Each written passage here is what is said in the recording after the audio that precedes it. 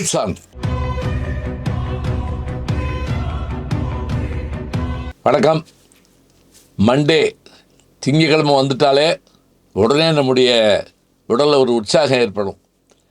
இப்போ ஒரு கேள்வி கேட்குறோம். அதாவது படிக்கிற பையனுக்கு, தேர்வு எழுத போகிற ஒரு பொண்ணுக்கு, வேலைக்கு போகிற அலுவலருக்கு, ஒரு தொழில் தொடங்குறவருக்கு, இவங்களுக்கு தானங்க இந்த மாதிரியான உற்சாகம்லாம் வேணும். ஓய்வு பெற்று உட்கார்ந்துருக்காரு ஒரு பெரியவர், அவருக்கு எதுக்கு உற்சாகம்? அப்படி இல்லைங்க. அவர் உற்சாகமாக இருந்தால் தான் அந்த குடும்பமே உற்சாகமாக இருக்கும். இப்போ நேரமும் ஒரு வாரியாக முடங்கி உட்காந்துருக்கிறத காட்டலாம். இப்போவும் கலகலன்னு சிரித்து பேசிக்கிட்டு வந்துட்டு போயிட்டு, சில முதியவங்களை பார்த்துருக்கீங்களா, எப்போவும் நடந்துக்கிட்டே இருப்பாங்க, பேசிகிட்டு இருப்பாங்க, கோயிலை சுற்றி வருவாங்க, கேட்டாலும் கேட்டாலும் வந்து கதை சொல்லுவாங்க. இது என்னன்னா அவங்க உற்சாகமாக இருக்காங்கன்னு அர்த்தம். இப்படியான உற்சாகத்தை பெறதுக்கு நம்ம மனசை தயார் பண்ணுறோம். மனம் நினச்சா அவ்வளோலாம் செஞ்சிருமா? மனம்னு ஒன்று இருக்கா? பல பேர் அதை பற்றி கவலைப்படுறதே இல்லை. இருக்குதுங்க.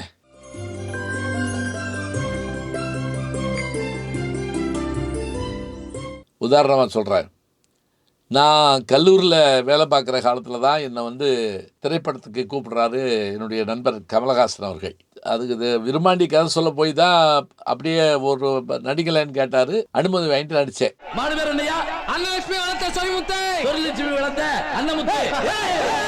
இப்போ இதில் நான் நடிக்க ஆரம்பிச்சேன்னா பணியில் இருந்துக்கிட்டே, மதுரையில் இருந்துக்கிட்டே, அதுபோக மதுரையில் இருந்துக்கிட்டு வேலையில் இருந்துக்கிட்டு சினிமாவுக்கு நடிக்க போகிறதுங்கிறப்ப எத்தனை கஷ்டத்தை நான் பட்டிருப்பேன். ஒரு சின்ன உதாரணம் சொல்கிறேன். போராளி படம் பார்த்துருப்பீங்க. சசிகுமார் ஹீரோ, டைரக்டர் வந்து சமுத்திரகனி. நான் அதில் வந்து ஒரு ஹவுஸ் ஓனராக வருவேன். இந்த படம் 6 நாள் 7 நாள் வந்துங்க குரோம்பேட்டையில் ஒரு செட்டு போட்டிருக்காங்க. ஃபுல்லாக நைட்டு எஃபெக்டில் தான் படம். அதாவது அந்த நான் ஒரு வாரம் வேலை பார்த்தது மட்டும். அது முன்னாடியெல்லாம் தேனியிலலாம் எடுத்தாங்க. இப்போ நான் வந்து ஒவ்வொரு நாளும் இரவு அங்கே போயிடணும், மாலையில் அங்கே போயிடணும், காலையில் வந்துடணும். நான் முதல்ல வீட்டில் இருந்து கல்லூரிக்கு போவேன். 8:30 to 1:30 கல்லூரி முடிஞ்ச உடனே டக்குன்னு விமான நிலையத்துக்கு போவேன். விமான நிலையத்துலேருந்து சென்னை, அங்கேருந்து குரோம்பேட்டை, நைட்டு முழுக்க ஷூட்டு. 4:30 மணிக்கு நேரம் ஓடியாந்தா ஃபஸ்ட்டு ஃப்ளைட்டு கிடச்சிடும். அதை பிடிச்சி சீசன் டிக்கெட் வாங்கின மாதிரி தாங்க. அதை பிடிச்சி திரும்ப இங்கே வந்துடுவேன், மதுரைக்கு வந்துடுவேன். இதில் ஒவ்வொரு நேரமும் ஃப்ளைட் லேட் ஆகிருமோ, டிலேட் போட்டுருவாங்களோ, இப்படியே வருவேன். எல்லாம் வந்துடுவாங்க. அதாவது விமான நிலையம் அவனியாபுரத்துலேருந்து தியாகராஜா காலேஜ் வரதுக்குள்ளே நான் படுற பாடு. அப்போ தான் நம்ம அதுவும் ஃபோன் பண்ணி வேறு சொல்லுவேன், அந்த இங்கே வந்துட்டேங்க, நான் வந்துடுவேன், 5 நிமிஷம் கையெழுத்து போட்டிருக்கேன் அப்படின்னு அலுவலகத்தில் சொல்லுவேன். அவங்க போய் என்ன சொல்லுவாங்களோ தெரியாது. அவர் இப்போ தான் விமானத்தில் இறங்கியிருக்காராம் அப்படிங்கிற மாதிரி சொன்னால் எப்படி இருக்குன்னு பாருங்க. போனோன்னா இல்லை லேட் ஆகிடுச்சு, சிஎல் போடுங்க, சிஎல் தெரிஞ்சிச்சுங்க, அது தெரியாது, இஎல் போடுங்க, சம்பளம் பிடித்த இது சரி இது இப்படி 1 நாள் 2 நாள் இல்லைங்க, 7 நாள் ஓடிருக்கேன். நீங்கள் உடனே கேட்பீங்க, என்னங்க இது பெரிய மதுரையிலேருந்து சென்னைக்கு போயிட்டு வந்தது பெரிய விஷயமானு கேட்பீங்க. காலையில் வாத்தியார், சாயங்காலம் நடிகர், இடையில ஓடிடணும், இடையில தூங்கணும். இது இருக்கா? இதுக்கு மேலே இன்னொன்று சொல்கிறேன். நீங்கள் நான் தற்புகழ்ச்சியாக சொல்கிறேன்னு நீங்கள் நினைக்க வேண்டாம். என்ன அப்படின்னா, ஒரு முறை கனடா அமெரிக்கா 2க்கும் எங்களை அழைச்சிருக்கிறாங்க. நான், என்னுடைய இனிய நண்பர் இயக்குனர் நடிகர் பாண்டியராஜன், நான்பாவம் பாண்டியராஜன், இன்னும் 2 பேச்சாளர்கள், எல்லாம் புறப்பட்டவங்க. கனடாவில் போய் 2 நாள் ப்ரோக்ராம் முடிச்சாச்சு. சித்திரை மாதத்துக்கு போயிருக்கோம் நாங்கள். அப்போ இங்கே நான் ஜேஆர்டிவியில் தின பட்டிமன்றங்கள் 10 ஆண்டுகளாக பண்ணிக்கிட்டு இருக்கேன்னா, உடனே என்ன பண்ணாங்க, கேட்டிருக்காங்க, அவங்க சிஎம் கேட்டிருக்காங்க, எங்கே அப்புறம் இது காணோம், இந்த வட்டம் சித்திரை இதுக்கு விழா வைக்கலையா அப்படின்னு கேட்டிருக்காங்க. உடனே எனக்கு கால் மேலே கால் பறந்து, எங்கே அமெரிக்காவுக்கு கனடாவுக்கு அடிக்கிறாங்க, என்ன செய்வீங்களோ தெரியாது, நீங்கள் வந்திருக்கேன்ட்டாங்க. இப்போ என்ன பண்ணுறது? 2 நாள் கனடாவில் பண்ணியாச்சு. இன்னி ஒரு 4 நாள் அமெரிக்காவில் போய் பட்டிமன்றம் பண்ணணும். இதுக்கு இடையில் 3 நாள் இருந்துச்சுங்க. இந்த 3 நாளை பயன்படுத்தி இந்தியாவுக்கு ஓடியாந்துடலாமான்னு ஒரு பிளான் பண்ணேன். இது சத்தியத்திலும் சத்தியம். அதே மாதிரி என் நண்பர் ராமச்சந்திரன் இருக்கார். இங்கே இப்போ வெளிநாடுகள்லாம் போகும்போது எனக்கு உடன் இருக்கிறவர் அவர் தான், மிகச்சிறந்த நண்பர். அவர்கிட்ட சொன்ன உடனேங்க, இந்த விமான டிக்கெட் போட்ட வேகம் இருக்குது பாருங்கள். எங்கேருந்து இப்போ கனடாவிலேருந்து அமெரிக்காவுக்கு ரோட்டில் வந்துடலாம். நேகரா ஃபால்ஸ்னுடைய அந்த பக்கம் அமெரிக்கா, இந்த பக்கம் கனடா. அவங்களெல்லாம் நான் போக சொல்லிட்டு நான் புறப்படுறேன். கனடாவிலேருந்து எத்திகாடுன்னு ஒரு ஃப்ளைட்டு. அந்த ஃப்ளைட்டில் டப்ளின் வர்றேன். டப்ளின் வந்து லண்டன் பக்கத்தில். அங்கே மொழி என்ன தெரியுங்களா? அங்கே வந்து ஐரிஷ் மொழி. நமக்கு இங்கிலீஷே தடுமாறும். அதில் அந்த ஐரிஷ் மொழி பேசுகிற அங்கே வந்து இறங்கி அங்கேருந்து துபாய் வந்து துபாயிலேருந்து சென்னைக்கு வந்துட்டேன். சென்னைக்கு வந்தாச்சா, வந்தால் நேர மத்தியானம் 2 மணிக்கு இறங்குனா சாயங்காலம் பட்டிமன்றம். போய் பட்டிமன்றத்தை பண்ணி முடிச்சுட்டு வீட்டுக்கு போல மதுரைக்கு வரல. திருப்பி அப்படியே ஏர்போர்ட்டு திருப்பி ஓடி எமிரேட்ஸ் ஃப்ளைட்டு.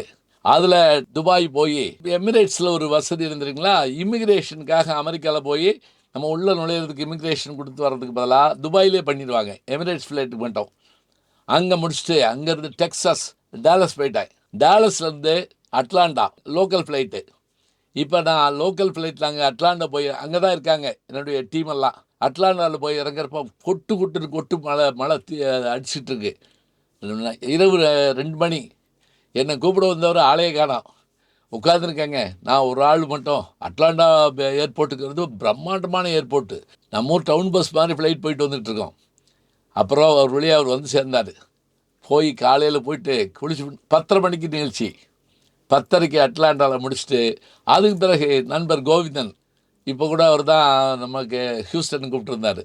வந்து ஹியூஸ்டனில் பண்ணிட்டு கலிஃபோர்னியாவுக்கு போய் அங்கே சானோசேங்கிற இடத்துல அந்த நிகழ்ச்சியை முடிச்சுட்டு திரும்ப வந்து சேர்ந்தேன்னு சொன்னால், இப்போ நீங்கள் கதைகளில் 7 கடல் தாண்டி 7 மலை தாண்டி அப்படிலாம் போயிட்டு வந்திருக்கோம் அப்படின்னு சொன்னால் படிக்கிறப்ப நல்லா இருக்கும். ஏன்னா எவனோ போகிறேன் நம்ம முறுக்கு தின்னுட்டே படிச்சுட்டு இருக்க போகிறோம். நாம் போகிறப்ப எப்படி இருக்குன்னு யோசிச்சு பாருங்கள். ஒவ்வொரு இடத்துலையும் பதட்டம்.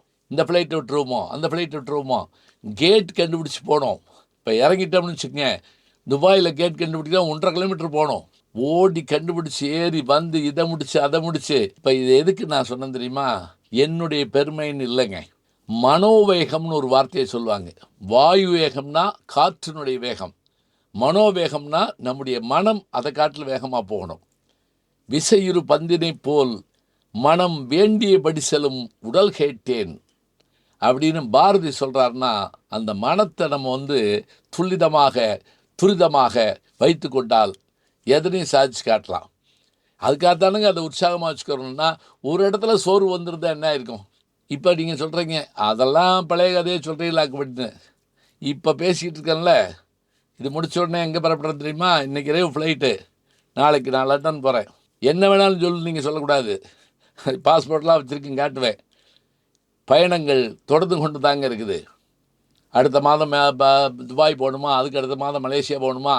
எதுக்காக சொல்கிறேன் அப்படின்னா, அரவுண்ட் த வேர்ல்டு இன் 80 டேஸ்ங்கிற புத்தகத்தை நான் படித்து பார்க்குறப்பெல்லாம் 80 நாளில் உலகத்தை சுற்றி வந்த மனிதர்கள் இருக்காங்களா அப்படின்னு கேட்டால், நம்மளாலே அதை செய்ய முடியுங்கிறத சாதிச்சு காட்டணுங்க.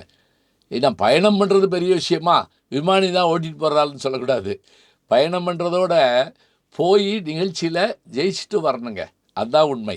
அமெரிக்காவில் உவகை புலவன்கிற பட்டா எனக்கு கொடுத்தாங்கன்னா, தமிழ்நாடு அரசு கலைமாமணி பாரதியார் விருதெல்லாம் கொடுக்குதுன்னு சொன்னால், உழைப்புக்கு தாங்க நமக்கு எல்லாம் கிடைக்குது. கல்வி, உழைப்பு, முயற்சி எல்லாம் இருந்தால் நாம் எல்லாவற்றையும் நிச்சயமாக ஜெயித்து காட்டலாம். ஜெயித்து காட்ட வேண்டியதுங்கிறது வாழ்க்கையில் ஒரு வகையான இனிமையான மகிழ்ச்சியான போராட்டங்க. இதை ஏற்றுக்கொண்டால் நாம் வந்து நல்லா இருக்கலாம். இதெல்லாம் எதுக்குங்க? நான் பாட்டுக்கு நிம்மதியாக வீட்டுக்குள்ளே இருப்பேன். இருக்கலாங்க, நமக்கு மனம் தானே. இது போதும்னு நினச்சா அந்த மனம் அதை தரும். இது வேண்டும் என்று நினைத்தால் அதையும் அது தரும். உங்கள் கையில் அச்சய பாத்திரம் இருக்கிறது, உங்கள் கையில் அலாவுதீன் அற்புத வழக்கு இருக்கிறது. நீங்கள் அதை வைத்து கொண்டு எதை பெற வேண்டும் என்று நினைக்கிறீர்களோ பெற்றுக்கொள்ளலாம். பெற வேண்டியது உங்கள் கடமை, நம் கடமை. நல்ல செய்திகளை நாளும் சிந்திப்போம், நாளை சந்திப்போம். இது எப்படி? தங்கமயில் டிஜிகோல்ட் ஆப் இருந்தா ஈஸியா தங்கமா சேமிச்சு தங்கமாவே வாங்கிக்கலாம். அதுவும் 100 ரூபாயில இருந்து. என்னது 100 ரூபாயில இருந்து தங்கம் சேமிக்கலாமா? தங்கமயில் டிஜிகோல்ட் ஆப். தங்க சேமிப்பில் புது மாற்றம் வந்தாச்சு. தங்கமயில் டிஜிகோல்ட் ஆப் வந்தாச்சு. கொஞ்சம் கொஞ்சமா தங்கம் சேமிக்கலாமே, பெருவெள்ளமாக மாத்திடலாமே. தங்கமயில் டிஜிகோல்ட் ஆப். நாளும் நல்ல தமிழ் கேட்க முனைவர் ஞானசம்பந்தம் அவர்களின் கேளுங்கள், கண்டிப்பாக கேளுங்க. நான் கேட்டுட்டு இருக்கேன். நம்முடைய யூடியூப் சேனலை சேர்ந்து Instagram, Facebook, Twitter, blog, WhatsApp channel என்று அத்தனையிலும் நான் முன்தொடர்ந்து செல்கிறேன். நீங்கள் பின்தொடர்ந்து வாருங்கள்.